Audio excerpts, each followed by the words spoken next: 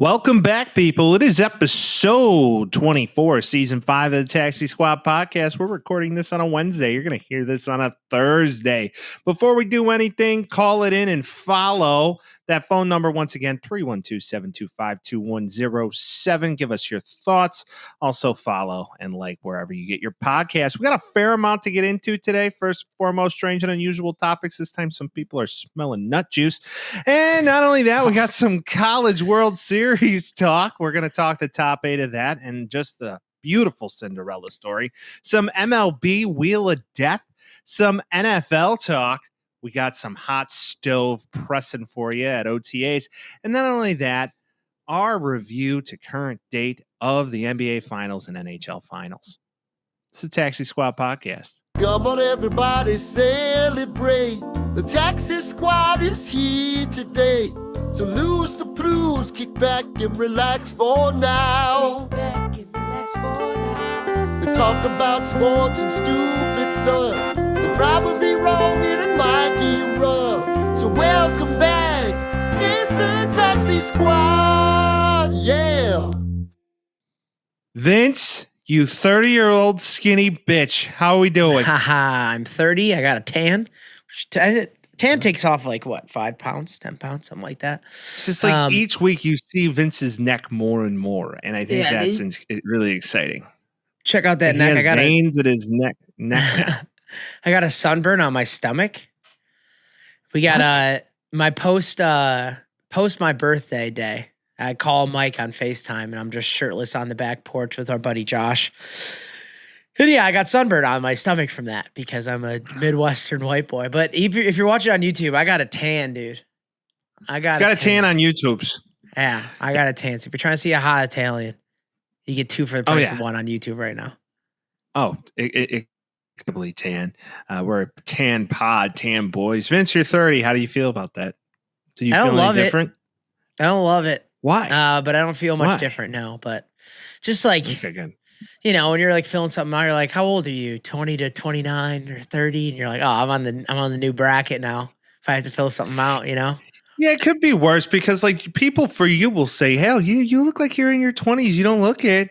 You know, me, I'm like, I'm 33 and people are like, holy fuck. I'm like, thanks. I will say our age discrepancy seems bigger than it is. That's for sure. Yeah, it is. It is nowhere near close. Yeah, it's not that crazy. So, well, enjoy your 30s. They're fun. Big things happen in your 30s. Yeah, sure. I'm ready to go. Ready to roll. Ready to groove. Well, speaking of moving and grooving, Vince, you got some strange and unusuals for us today. How you feeling? Quite a few. We're gonna go from least strange to most strange, maybe right now. Let's go. But we don't talk about golf that much on this podcast, but we do have the U.S. Open coming out, and it's at Oakmont. And all of the things coming out of Oakmont is this is going to be, without a doubt, the hardest course that they've played in any major in a long time. Where is Oakmont?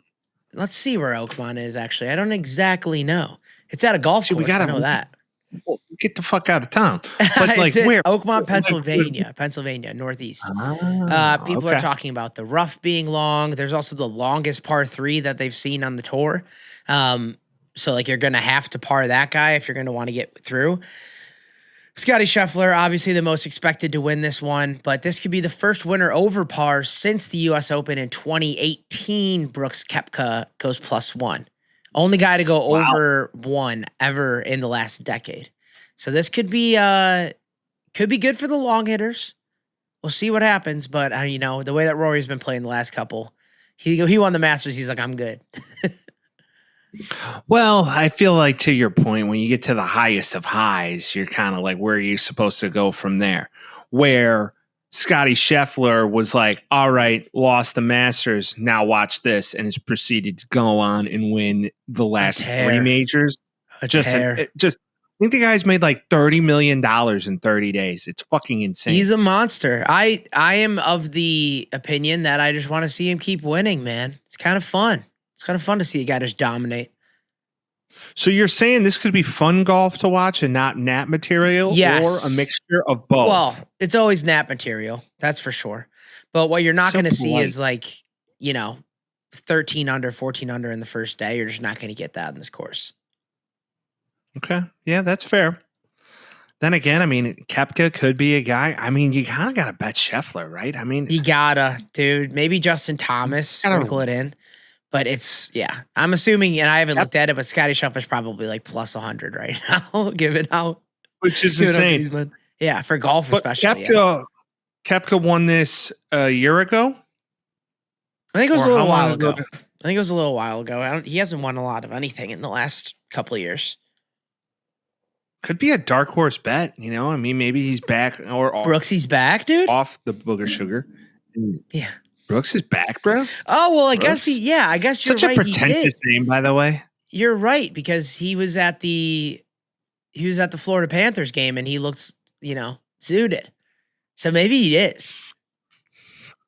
Maybe he did win it last year. We'll see. But his eyes, he's giving bulging eyes. He's giving the Sirianni eyes, as I call them. Oh, Sirianni eyes? Maybe the eyes of Adam Gase at a press conference? Oh, yeah. That was bad, too. How much Adderall do you think he was on that day? Seemed like a lot. It looked like a lot. Like a lot. Yeah. Like he was seeing the stars. Yeah, could be. But yeah, this is going to be an interesting one. So if you guys don't like to watch golf usually, I would just check it out for the craziness. I think it's going to be a little crazy. If anybody goes under par, they're probably going to win it. I want to see like a -2, -1, +1 even winner. That'd be fun. That is a strange and unusual thing on the golf course in a sport that's usually not too strange. Let's get into the smut, shall we? Yeah. So you saw I got Twitter? this one. Yeah. I saw this on Twitter, even though Vince is a Twitter guy. Yeah. In case you're living under a rock, California is being burnt down. Right? They are protesting that they want to be in this country, but then they're burning the flags of this country. It's quite an oxymoron. It's quite an oxymoron. It's chaos, man. It truly is chaos. But in the midst of all that, Gavin Newsom's catching some heat, rightfully so. And Antonio Brown saw this on the internet and decided to tell Gavin Newsom that he may or may not have had sexual intercourse with his wife. And the thing with him is he has CTESPN, so he posts about whatever's hot in his life a lot. So he's posted photoshops of Antonio Brown in between the two of them, pictures of the, prolific hotel chair that we talk about all the time. Where Gavin you mean the cuck chair? Yes, where he would generally sit. These. Wait, time out. Time out. Antonio Brown is insinuating that Gavin Newsom's a cuck? He's insinuating that if he were to do it again, Gavin Newsom would watch. I don't think he was saying initially that happened. Oh. I also don't believe that Antonio Brown had sex with his wife. Personally, I think he's just saying it for clicks. I think he's saying it for clicks. Allegedly, he said the same thing to Tom. He did say the same thing to Tom after Tom was more than nice to him. So Tom was very kind to him, and he told him, let him stay in his house and all this stuff. Antonio Brown has become the NFL version of Kanye. I think that's what you can kind of chalk it up to. 100%. Yeah. Except there's kind of more of a reason for Antonio Brown to be like this, but I don't know. Him and Gavin's got some beef right now, but it seems like Gavin's got other things to deal with and talk about this Antonio Brown story because he hasn't said a word about it. So that's fair. I mean, why would he say? Why would he say? You don't entertain that. Yeah, you don't entertain that when your city's on fire. Yeah, and they're sending in the National Guard and all of it. That's chaos. But Antonio, come on. It'd be so funny. It'd be so funny if Trump came over the airways and you're a cuck, Gavin. You sit in a chair. No. Gavin. Oh no. Gavin, you're a good-looking man, but you're a cuck. You like to watch President DT. Yeah, I don't think I need that either. Let's keep some normalcy. Your city's burning down. An absolute loser. A cuckold to boot. Just an absolute terror. The thing is that's not him potentially saying it is real. It's not, there's not a 0% non-some chance. That's the scary part is he might go on the airwaves and be like, let me just put him into place really quick so I can trust CTE-ridden Antonio Brown right now about what he said. What's even funnier, recently, Trump, someone asked Trump, I guess because Greta Thunberg claimed she was kidnapped, but she wasn't really kidnapped. Okay. They asked her, so you spoke with Greta Thunberg. How did that go? He was like, she's incredibly angry. She's a very angry girl, has a lot of anger problems. Oh, no. I'm just sitting there like, oh, fuck. This is so This isn't the bad. important shit we should be talking But about. it's so comical. It in is. so many ways. I will always, it is wonderful. Whether or not you like him or not, he is the funniest president. There's just no... Ever. There's no way, shape, or form about it. He says shit that's absolutely wild. Not very presidential by that name that people call it. Love it. Something that I could also see Antonio Brown do. DeMarcus Cousins has been suspended from the Puerto Rican Basketball Association for the season for rubbing his nether regions and then making a fan smell them. That's what's going on right now in the sports world. I saw the video and it was comical. Very funny. I didn't know Puerto Rico would go so crazy for a former NBA guy to be like, you can't play the rest of the season. Like, that's pretty crazy. This is like some shit you do to like your brothers. Oh yeah, I've had that happen to me. Yeah. I mean, yeah, this is like brotherly I think shit. He called this that is nut like, butter, to be honest. Yeah, it's like, oh yeah, got you. And you're like, oh, got God. you right under the schnoz. Oh, God. Right. Why'd you do that? Yeah. Why'd you do that? But I guess this Puerto Rican basketball fan was talking smack to him, and he said, you want to know what you need to get is a little bit of this Cousins Butter Company. So he's in a Puerto Rican basketball He is, yeah. He plays for the Mets de Guaynabo. Guaynabo? So Puerto Rico is technically U.S. territory. True. Fun fact that if you do not want to pay income tax, you could live there. That's what the Pauls did. Who's the Paul? Oh, the Jake Paul? Logan and Jake. Yeah, they moved. Smart. Moved all their stuff to Puerto Rico. Yeah. Don't forget that they're Disney children. Don't forget that. Yeah, and YouTube kids. All said things. But yeah, he's out for the rest of the season. I don't know how good that team's doing because it doesn't really matter.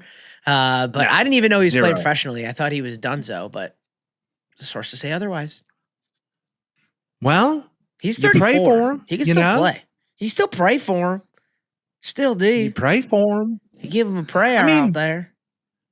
He was really good in his prime, but as a total head case, he was on the Kings for too long. Then the Lakers gave him a shot.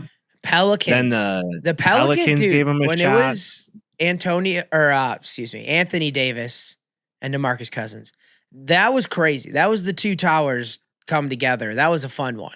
They didn't do anything. They got to the playoffs, but that was about it. But yeah, he was on the Warriors for a couple of years when they were on their run too. He was on the the Nuggets. I don't know if he ever won a ring. He didn't win a ring. He kind of jumped around. If he would have been like on a really good team in his prime, no doubt about it, he would have been like modern day Shaq. But he just played for such a shitty team. He was on a bad team, and then he goes New Orleans, Golden State, Houston, Clippers, Milwaukee, and Denver in 3 years. It was like writings on the wall. Time to go to Puerto Rico, I guess. Fair. But yeah, you can't rub your balls and put it in someone's face in the Puerto Rican basketball. I think you should do that in general.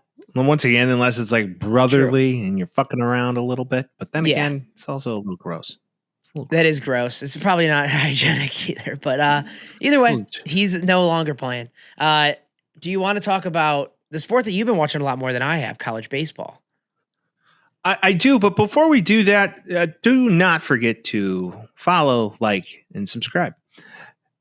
Vince, I want to talk about college baseball because I've been on the road for basically the entire month of June. It's been crazy. Another road show, in case anybody didn't know. Yet this again. is my home. Yet again. Another hotel show. But that could mean two things. But the college landscape of baseball has been really exciting. There's a lot of teams that were in this dance that maybe shouldn't have been. You look at like St. Mary's, for example, which is a small school out of the SoCal region, which turns out a lot of these like MLB factories in Southern California. You look at St. Mary's, you look at San Diego, all Christian faith universities. They're almost like the baseball Notre Dames. It's kind of ironic. Yeah. And the Big East of baseball. Right. You look at that. You look at teams like Murray State, for example, that are playing in this. Who went to Murray State, Mike? Fun fact. What NBA player went to Murray State? What team does he play for? If I give you that, I was gonna just fully give it away. I'm gonna say he's been known the Thunder? for his he's been known for his gun utilization. Oh, John Morant. Cool. John Morant. That's crazy. Also campaign. Fun fact. Either way, the landscape of Omaha or the College World Series is set. Games start on Friday, so you can start catching those not just on ESPN Plus, but wherever you get your ESPN content, because it is solely televised through that station. We got Arizona, Arkansas, Coastal Carolina, Murray State, LSU, Louisville, Oregon State back in the action. Thought they weren't potentially going to do it after playing USC because USC was far highly rated over Oregon State, but Oregon State in a round-robin series of 5 games beat them. Pretty impressive. Yeah. And then we have UCLA, that wild card coming out of the Big Ten. So this is going to be a very interesting battle. For a lot of these teams are brand new and haven't been in Omaha in a long time. I mean, you look overall like Louisville and then UCLA. Louisville Carolina, should be good at baseball, dude. They got the Slugger Museum there. Like they're made to be good at baseball. Like, what are we doing? Yeah, I would be highly surprised if Louisville Slugger doesn't sponsor that program. If they're not all swinging, Omaha TPXs, New Edition XOs, like. What's so cool of the college game is that you get the potential to see guys who are coming up in this year's amateur draft, which is half the fun of it all. And not only that, I mean, I remember watching Nick Madrigal and Adley Rushman play at Oregon State in the College World Series, and they actually won that year. So that's a squad. And then one of them is playing better than the other. But actually, neither of them are playing good right now anyway. Coastal Carolina, 53-11. They're the 1 seed. It's pretty impressive. It's sick. I love the energy when I see videos from Omaha, especially in the World Series. It's like it's one of those things where you don't really track it that much throughout the season, and then it comes up and you're like, this is fun. Like I'm gonna watch this now. Like it's postseason baseball action, essentially. Well, it's truly how you know how there's nothing really on sports-wise when you're fully invested in the college baseball World Series. It is one of those situations, dog days of sports, but then again, you got to respect it. You got to appreciate it because it is fun. What I do think is very cool about the college sport, it's the juice that they bring as opposed to like Major League sports, right? In Major League Baseball, you go to a game, it's very proper and polite, and these guys aren't hanging off the edge of the dugout fucking making noise and cheering on their teammates. In college, it is fully that these kids are feral. And there's a lot of emotion that goes into these tournaments. So it's more a lot love for the club. More love for the club. Yeah. Yeah. It's more of that loyalty. They're not really making money. They're not making NIL money the way college football is making NIL money in any shape or form. So it's cool. What I do think they need to do, speaking of college football, what EA Sports should do, if they're wise, is bring back the college baseball series because it would truly be epic. Oh, dude, it was great. I used to bring Cal State Fullerton to the title every single year back in the day. It was awesome.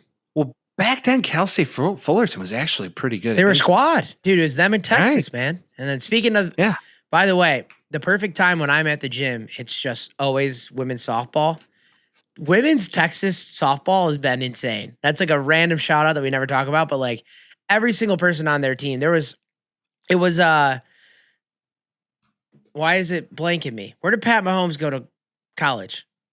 Texas Tech. Texas Tech versus Texas for the finals. Oh, and Texas ends up winning it. Sickest jerseys, and also all of them are so good. It was like almost unfair that both teams were playing because Texas was just clearly better than them. Fun fact: Oklahoma has like more female college softball championships, I think, than any other major NCAA Division I school in history. Like they are a squad. They have like won. I think prior to this year, it's like the first year they haven't made the finals in like 5 years. That's kind of wild. Yeah, that is kind of wild. Yeah, they're a squad. They're an absolute beast. So the SEC kind of owns college softball. Then again, SEC owns most major sports. But what is nice to see is that there is a balance of both. Yeah, that's true. But also, what's nice to see is that there is a balance in this tournament, and it's actually going to be really fun to watch. I believe, if I'm not mistaken, Arizona will have a tournament. Oh, no, it's all going to be in Omaha. What the hell am I talking about? Who is this guy? Get him out of here. Who is this guy? Get him the fuck out of here. Fucking Nebraska, dude. We already know this. Speaking of college sports, though, did you read this? This I thought was a fun fact about the new college football 26 that should be released in next month, which excited. Boys are going to figure out this whole streaming thing. Last year was quite an epic failure, but we're going to get on this. But college football 26 now will compensate colleges based off of their usage in the game. So, for example, if you and all of us go full bore to Kent State as our teams being played, they will then give Kent State money. How do they know unless it's like, I guess it has to be an online franchise, right? No, it doesn't matter. It just matters. How many teams pick them to play online? Let's say you and I play online. I pick Kent State. You play with somebody else. But based off of usage, whatever teams are being used more will get compensated. That's kind of good because, the way that most people play it, they don't pick the good teams. They pick the bad teams and then build them. So Vince, we're taking fucking Kent State to the moon. This year we could do an online dynasty. I don't know if you can do it online. We could do that all day. We could, dude. Pretty recruiting sick. Go crazy. Can we talk about professional sports, Mike? Sure. We do this thing on this podcast every single week. And Mike calls it the Wheel of Death. That's still not the name of it, but at this point, I'm just gonna Wheel of Death. I'm just gonna have to submit to it because he won't leave it alone. Spin the fucking wheel, Vince. I'm gonna spin the wheel. I'm gonna spin the wheel. I'm gonna spin the wheel. I'm gonna spin the wheel. Do it. Boom. There's a wheel. Here we go. Boom. Let it spin. Spinning, spinning, spinning, spinning, and boom. Welcome to Kansas City. Shout out to the Royals. Let's talk about the Royals right now. I did a deep dive of them. So they're in a funny little division right now that we know called the AFC Central, AL Central. AFC Central, pretty sick. And they are 34-33, one game above 500, which leaves them in fourth in the division, which is kind of a rarity at this time when you're talking about baseball. That's because they're only 1.5 games out of second place with the Cleveland Guardians and the not White Sox. So, well, let's put it this way: they're 1.5 games out of second place. Because of the fucking Tigers are the best team in baseball. We didn't put the caboose on them or whatever you want to call it, the Maloik, whatever you call it. So the Twins, Guardians, Royals, Twins, Guardians, Royals are all within 1.5 games. Looking at this team, the first thing that I thought about when this spin happened was Jack Caglione. I think his name is. You heard about this guy? Jack Caglione, Vince. Yeah, act like you're Italian. I'm only kind of. Caglione, how you doing? He got what? By the way, his sister is an Italian queen. They were all, of course, the entire family was in his stands in St. Louis for his first game, and she's rocking a big hoop, black hair. So is Roman Anthony's fun fact of the day. Recently called up by the Red Sox, #1 prospect. I do like this. We're getting a lot of prospects coming up. Also, our White Sox bringing up a lot of guys too. And what are they, 8 for 10 right now? Okay. 8 out of their last 10. Still nothing's good's going to happen, but at least we're going to win more games than we won last year. A couple dubs. But we're talking about the Royals here. So Jack Caglione, there you go. How you doing? Called up earlier this month. He hit above 300 all year in AAA, also smacking 15 home runs in this short season. And people were like, all right, bring this guy up. He's hitting the ball hard. He's hitting 241. No homers yet, but you could see it in him when he's up to bat. He's so big. He's so big. He's a huge individual, massive human. And not only that, but he looks like he's going to be an athlete. They're going to put him in right field for now. I don't know. I feel like first base is in his future. I watched him run. He kind of looks like a baby elk. I was watching the Yankees Royals series actually last night, and the Royals absolutely put a hurt. Or the Yankees put a hurting on the Royals last night. It was like Chaz Chisholm. It was like Chisholm going crazy. Always going crazy. It was like he's been batting practice. He was about to fight their third baseman. That was about to be a thing. Yeah. Right now, I feel like the pitching is also a problem for the Royals. They really, I mean, they got Michael Wacha, who's kind of having a renaissance. Well, Chris Bubich is the best starter in the MLB this year. He's got a 1.43. He's got a 1.43 and leads the league in ERA and pitching WAR. Who's the starter? Who's the starter for the Tigers? What's his name? Tariq Skubal. Skubal? Yeah. Skubal's a freak. He's a beast too. Well, yeah, that's the thing. It's like they got a decent closer. They have two good starters, and the rest of theirs is a little to be desired as far. One thing I want to say too is like if he's gonna go and play first base, they do have Vinny Pasquantino, and he is also pretty damn good this year. I mean, if you're looking at WAR for the team, you have the top 5 are going to be 2 pitchers, and then you got Bobby Witt, Michael Garcias, and then Vinny Pasquantino. So, like, they have guys. It's just, right now, the Tigers are the best team in the league. Tigers are very good at baseball. I mean, they had a pretty solid series against the Cubs. The Cubs technically lost that series. They took 1 game. It's definitely a situation where for the Royals, if they're going to have a shot at a wild card, they're going to need to get hot. Yeah. And which they can. They got young guys. You look around the league, it's not out of bounds to say that this is possible or not possible because right now they're sitting at right around 34 wins. The next best team sitting in their spot with 34 wins is really no one. So the Rays in particular are starting to rake. The Blue Jays are starting to look a whole lot better on paper, which is interesting as you look across the AL and the total landscape of what that wild card might look like. But it seems like at this stage of the game, and I know it's before the All-Star break, but it looks like the Tigers, Yankees, and now, of course, the fucking Astros have the AL pretty much locked Always, up. Dude.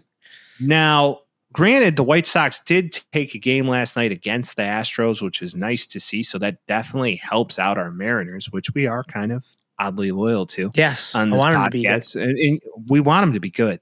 But the Royals, they have a potential spot if they could get hot. Now, another issue they have is Cole Higgins is out for a 15-day DL with a rotator cuff. So he's going to miss at least 2 starts to 3 starts in the coming weeks, and that's kind of a hit for them. The storylines now all really revolve around what are teams going to do at the trade deadline? Yeah. So do they buy? Do the Royals buy with this team? They're so young, dude. You're going to have to move talent if that's the case, if you're buying. Yeah. So what are you going to do? They've been pretty bad for a little bit of time. Yeah. So you're kind of on the cusp of a wild card. Do you just lose out another year and really hone in next year? Because this kid Caglione could be the second coming of Alex Gordon. Yeah. Alex Gordon was a career monster, career Royal monster. Yeah. When him and Moustakas were in their prime, it was impressive. You know? Oh yeah. The White Sox do the most White Sox shit ever and bring in Mike Moustakas last year, which was dumb. Wasn't Hosmer on that team too when they won? Hosmer, Moustakas, Alex Gordon, Salvi. Forget who's shoring up them. Yeah, I forget Ventura when he was not dead. Yeah, when he was alive. Yeah, he was damn good. Yeah. Lorenzo Cain, lockdown center, and then Perez was behind the dish. Yeah, he's now at first base, which is kind of a natural. Well, that's the thing. You know? Well, he's flipping back and forth because that's the thing. You say like Caglione's going to go to first. It's like Pasquantino, Salvi Perez still has 2-3 years left. There's gonna someone's gonna have to play. Someone's got to play defense. Salvi Perez has been with the Royals for like he's gonna play till he's 41. Dude. He started when he was like 20. Yeah, I know he's been. Forever, dude. I remember being in middle school and watching Salvi Perez start behind the dish for the Royals. Oh yeah, it's like big up and coming prospect. And he was fantastic. He still is pretty good. I mean, absolute fucking beast of an arm. Can hit for power. Yeah, what was that one year he hit? What is it, 48 home runs in 2021? Crazy. It is insane. At Was a that, doing that monster. at almost 30 plus is pretty impressive in itself.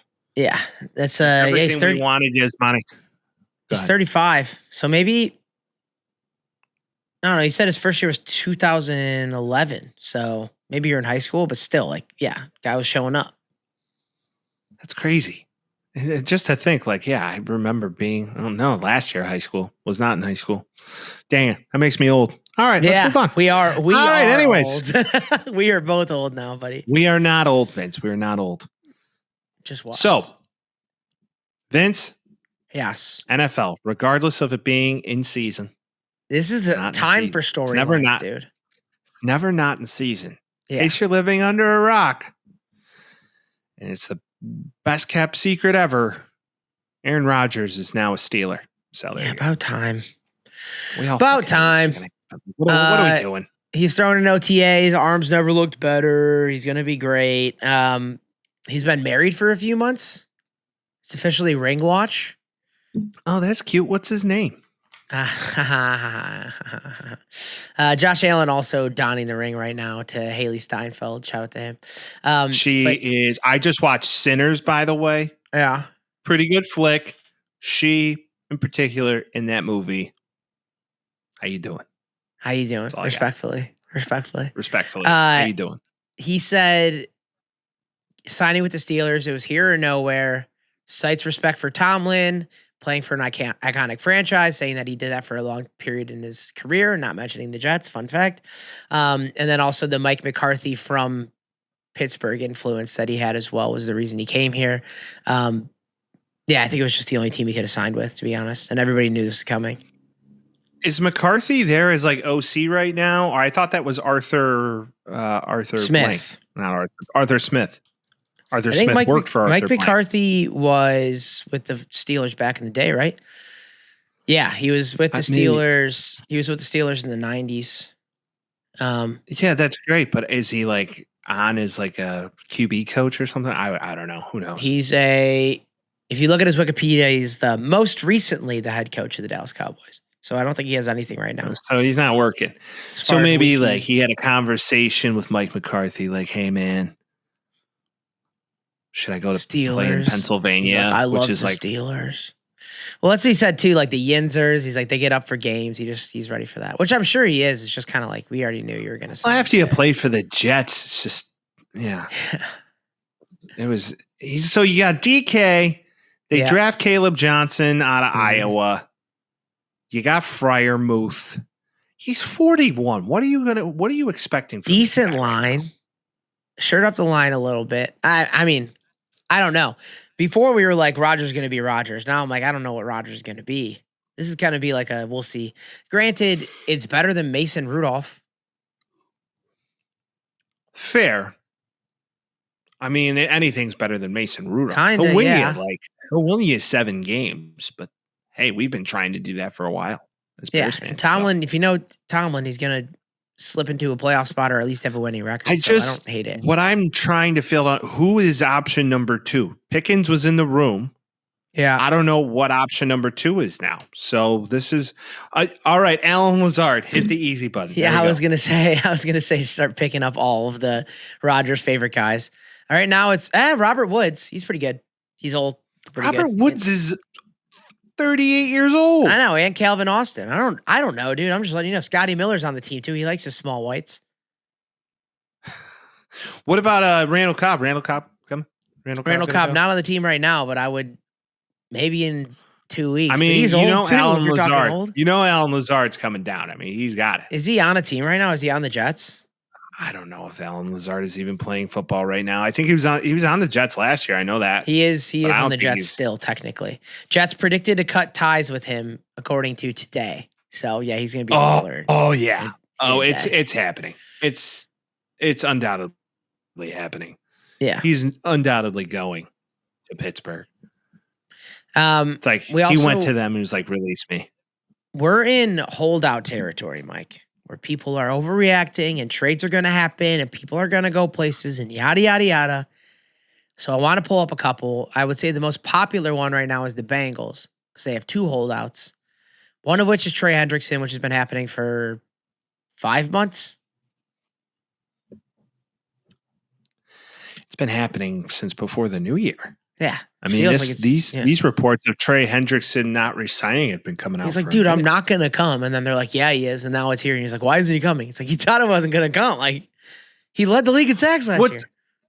Trey Hendrickson's handling this with so much grace and like so much respect and all of the things that you would expect of a consummate professional. What I can't get behind is Shamar Stewart being a first-round draft pick and holding out because he doesn't like a clause in his contract that has to do with drug usage. Like, what? You're a fucking adult now. Well, dude. he's like, the world knows I'm right. And I'm like, I don't know, dude. It's just more like if you fail like a performance-enhancing drug, like that's the thing. Like, if you fail that, then you should probably not get paid for that, right? That's the whole idea. The NFL has their bylaws, so if you can't get past those, what the fuck are they? What's the team supposed to do? He's more just like take it out of the clause so he still gets paid even if he's suspended. No. No team in their right mind would do that. Yeah. But I think he's like, hey, if Trey's going to play hardball, I'll play hardball too, and we're both screwed. Yeah, the difference is you didn't average 17 sacks for the past 5 years. Correct. That's the big thing. That's the difference. You haven't done shit in this league. And this is like what guys used to do in the early to mid 2000s before all the contract and all of CBA the NFL, CBA stuff was approved for rookies.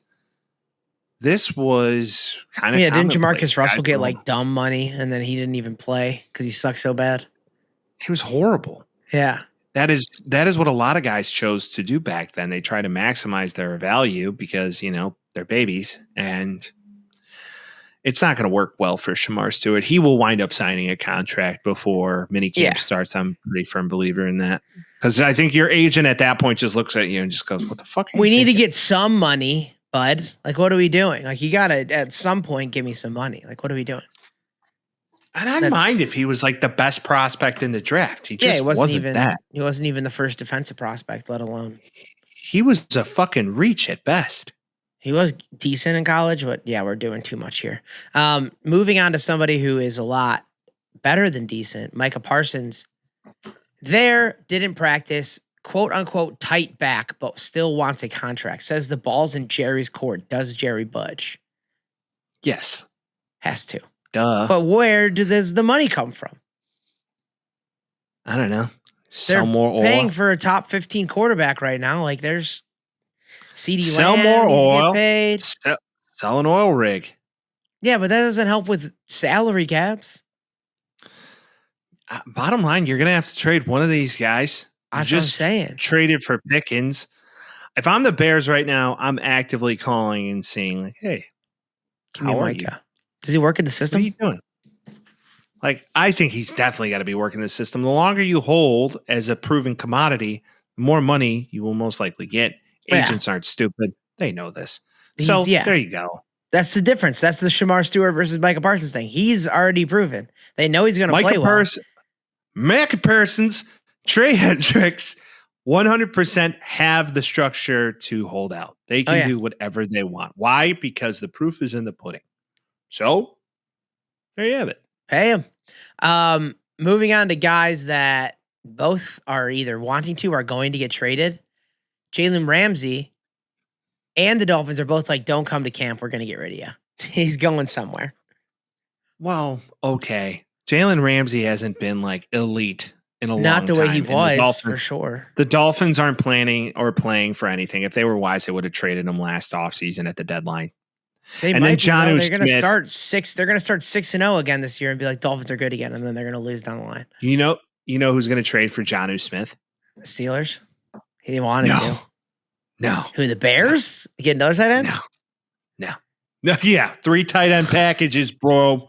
We're going heavy. No. You know what's going to happen? What? The Patriots are going to trade for Jonnu Smith. Why? Vrabel? Because he likes Jonnu. He likes Jonnu, and who's the offensive coordinator? Is McDaniels back? Yeah. I So didn't even they're know totally. that. Oh yeah, they're going for a safety boy. blanket for their young QB. So there you have it. Yeah. I mean, they still got Hunter Henry, though, no? Yeah, they do. But imagine both of them. They both played together there with Bill. So they're just going to duplicate that. And not only that, but Jonnu Smith played with Vrabes in Tennessee. So it's bound to happen. Fair enough. I see where head's at. Stephon Diggs, Jonnu Smith. Yeah, I mean, you see that Stephon Diggs came out and he was like, "Hey, I fucked up." Yeah, good. Water under the bridge. Move on. Respectful. TJ Watt wants a new contract. TJ Watt deserves a new contract. TJ Watt's going to get a new contract. Yeah, the Steelers aren't fucking stupid. So there you go. Yeah, but he's still sitting there. He went, but he's not playing. So this is one too. DK holding out. He's back to practicing now with Rodgers. But like, why was he holding out? It's a new team. These guys, they want their money. And they want it when they want it. So a lot of this is sparked by your agent, by the way. Yeah, for sure. If you have an agent who's worth this shit, he's going to tell you, hey, probably don't show up for a couple days. Yeah. Drop some noise. You have your Adam Schefters and your Ken Rosenthals and all your guys that you push this shit to create noise. And then, okay, teams start paying more attention. So, yeah. It's true. Speaking of guys that are also wanting a new contract, go to the Commanders, Terry McLaurin. Now we got people talking about Terry McLaurin's going to get traded from the Commanders. I don't think so. I really don't think so. Why is that not going to happen? Because you have a cross-control quarterback for the next 4 years. Yeah. So, of course, also, you can pay Terry McLaurin wants to play with a good quarterback, and he hasn't had one. Yeah, he hasn't had one. He finally has one. Yeah, you're fucking that up. They'll get him a deal done. They're gonna DJ Moore him and just be like, "Here you go. Here's your money. Have fun. Here's your money. Be happy, even though you're aging a little bit. Take the money. Be a safety blanket for your young quarterback. Take this money, Magic Johnson." He's only kind of aging though. He's still like a top wide receiver in the league. 26, 27, maybe. He's one of the best slot receivers in the league. Oh yeah, stud. And he's got Deebo. Yeah, so we'll see how that goes. And finally, the Packers, Jair Alexander, officially released from the Packers. Someone said we'd miss him, but we've already haven't seen him on the field in a year. So this guy got paid a shit ton of money. It was like this, right? They were like, Jair Alexander, you have proven to be one of the very best cornerbacks in the league. Here's $84 million. Yeah. He's like, I'm one of the best. Still not a team captain for whatever reason. Clearly they didn't like him enough. And then he goes and he does it. And then one thing leads to another. Then he gets injured. And then he gets injured again. Right. And then he gets injured again. Then he gets injured again. Where does he go? Again. Anybody that wants Jalen Ramsey, it'd be funny if he's a Bear. Is that what you're thinking? I think it's the most Bears thing of all time. Yeah. If he doesn't get any other offers, the Bears are going to be like, so, hey, you want to piss off the Packers? Yeah, that's at least for vengeance. That might be like a little bit more of like a. And it really fits. It really fits what Dennis Allen likes to do on defense. He likes to have like a true lockdown, even though we have one. But Jalen, how you have two? Yeah, it would be sick to have two. 100% with you. Give it to me. I mean, if once again, do the medicals clear? I think that's going to be the biggest thing for any team. Yeah, that's for anybody that they're picking up. That's kind of what's going on at OTAs outside of like, Shador getting less reps and Caleb not looking as good as he should. Like all that shit is all stupid and smoke and mirrors and dumb. Yeah, it's all smoke and mirrors. You're not going to know what this offense is going to look like until game one. Yep. I'm not going to get excited about preseason. I'm not going to get excited about any of it. Get excited for Joe Flacco. That's what you get excited for. Yeah. Browns fans, Shamar. Give me Shamar. He chose number 12 because Tom, so shout out. Now, instead of talking about training camp and OTAs, let's talk about the fucking NBA Finals, Mike. How about that? Oh. Try that baby on for size. But before we do, have you been seeing this Knicks coach chase right now? Vince, you know what? I read this. James Dolan, the owner of the Knicks, controlling an operator. Yeah.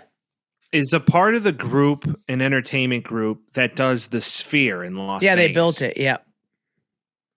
And basically over the past 2 years, they've been building this. Yeah, so he's been the Knicks have looking been at really good Yeah. over the past 2 years because he hasn't been involved. Yep. Now the sphere is built and operating. So he's And back. now he's and getting he wants involved. control again. Yeah. So Horrible, now you get horrible rid of news for Knicks Tibbs. fans. It's terrible. Okay, I had a thought process the other day. What if the Bulls, and it would be a very Bulls thing to do, decided, you know what, Tibbs, we fucked up the first time. We haven't been good since you left. Here is a GM of your choice, and you regain control. Yeah, they're not going to do that. The Reinsdorfs like AK. It would be great. They like AK. Who's We're AK? keeping AK. What? President of basketball Who's operations? AK? They like Mike Eversley. Yeah, it's the whole thing. Oh, yeah.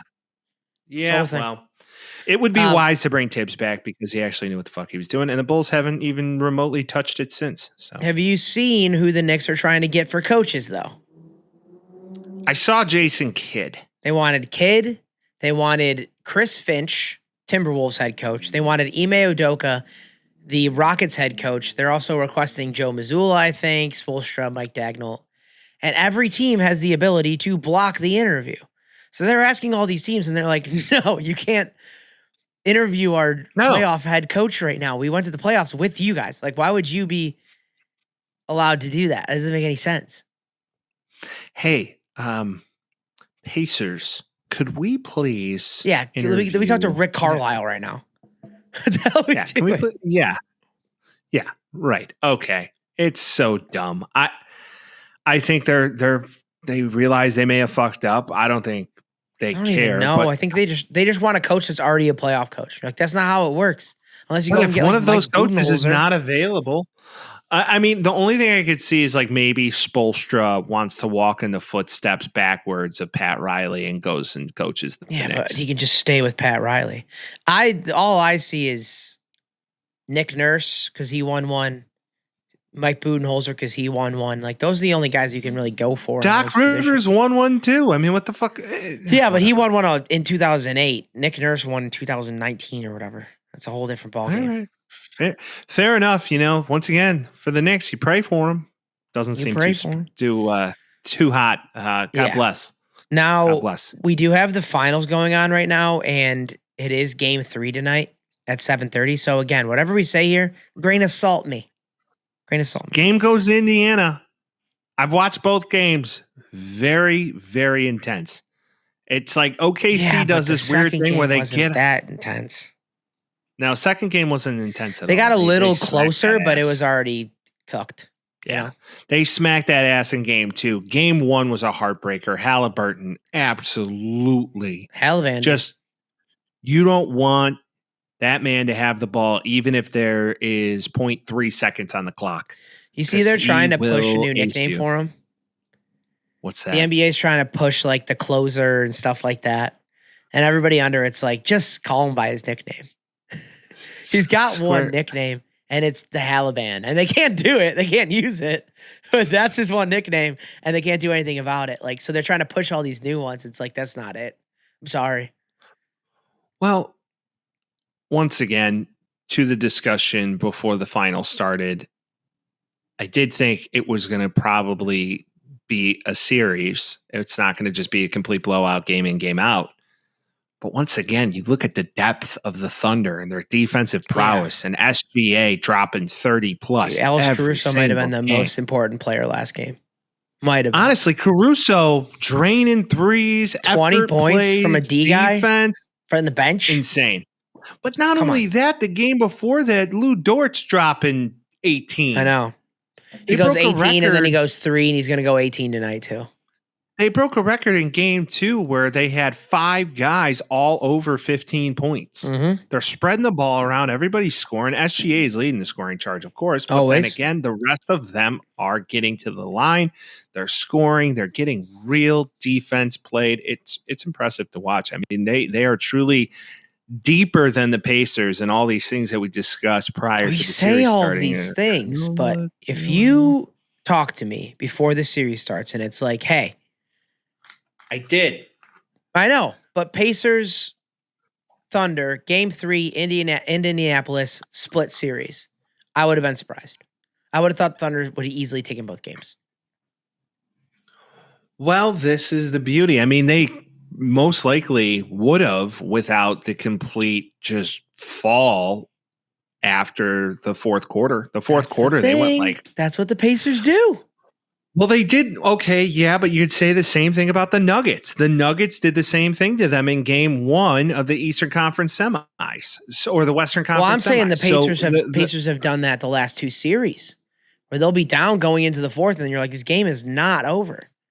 Yeah, but then again, Oklahoma did that the last series also. Yeah. Prior to the Timberwolves series. So yeah, they also lost a game.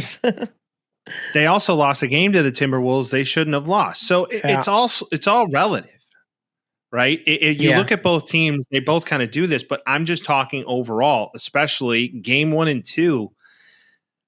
I mean, the Thunder had no business losing that game. They just kind of, I think, got a little lazy going into the fourth quarter. They were up by Halliburton just makes shots. He just makes shots that you're like, how the hell did that go in?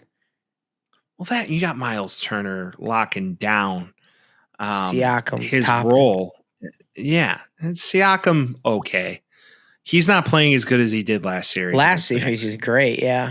Yeah, he won an MVP.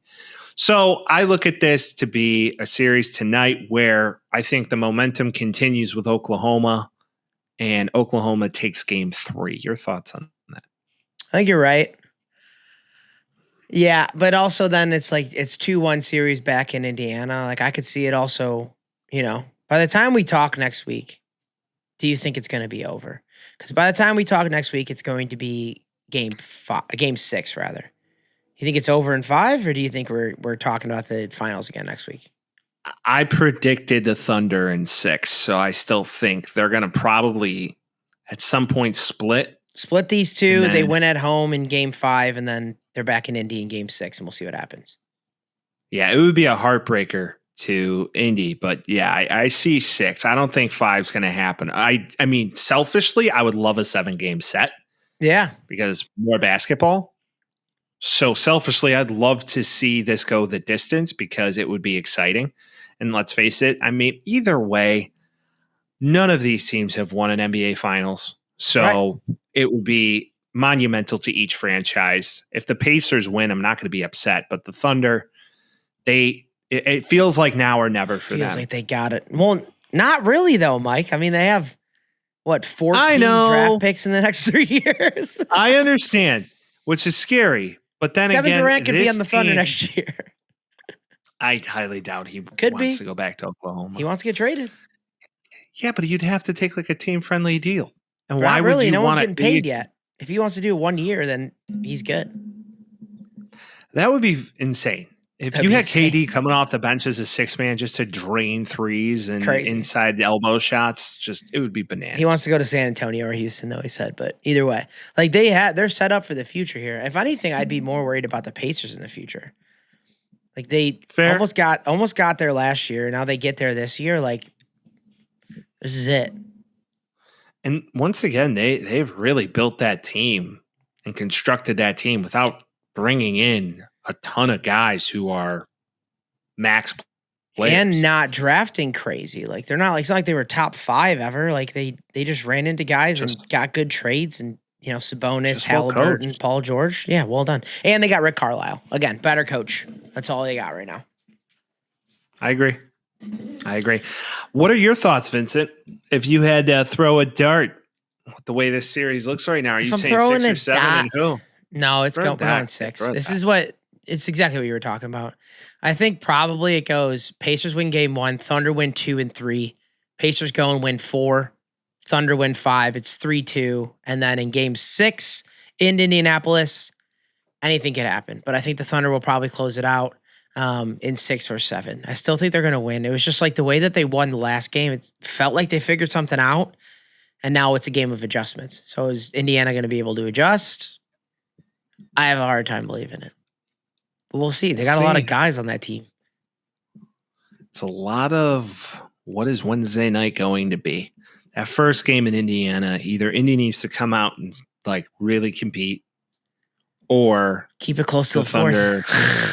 Right. The Thunder need to come out and show them like, okay.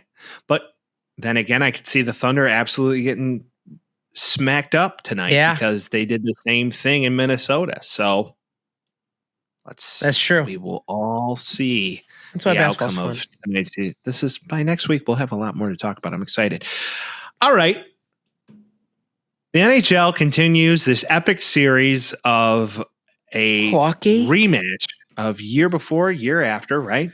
Yep.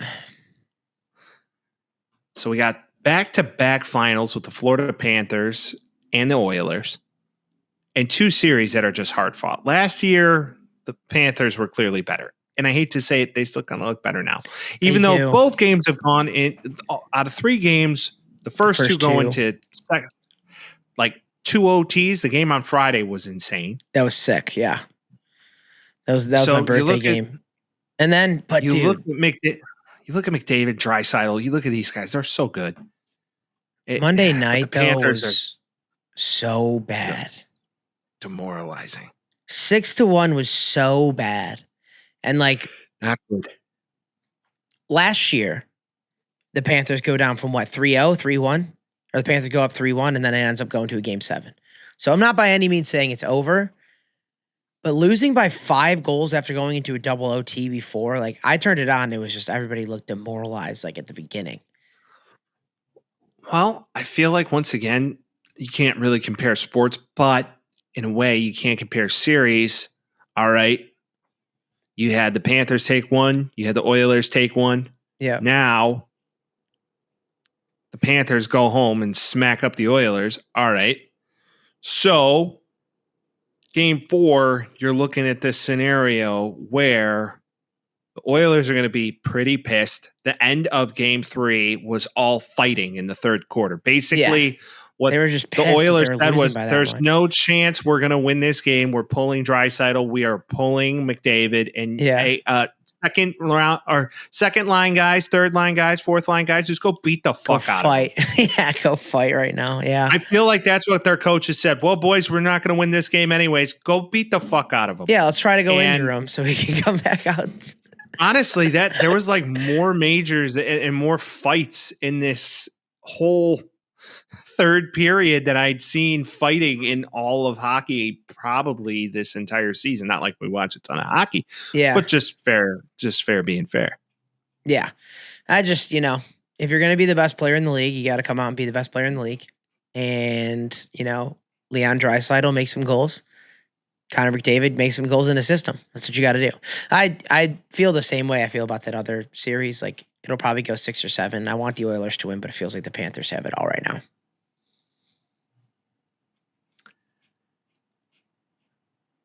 To your point, it's not over till the fat lady sings. Yeah. I still got the Oilers. I feel like it's this year for them. I want to be with you. It's just hard to see it after that game. I'm just tired, prototypical Chicago guy, just being Florida like, go winning. Panthers. It's like, shut up, dude. I know. My uncle lives in Orlando, and go Panthers. We go to Miami's on spring break, and you're like, fuck you. Shut up. You have no love for that. It is so bad. Anyways, there's an NHL. Wow. This is the type of this is the time of year. It's just there's nothing on.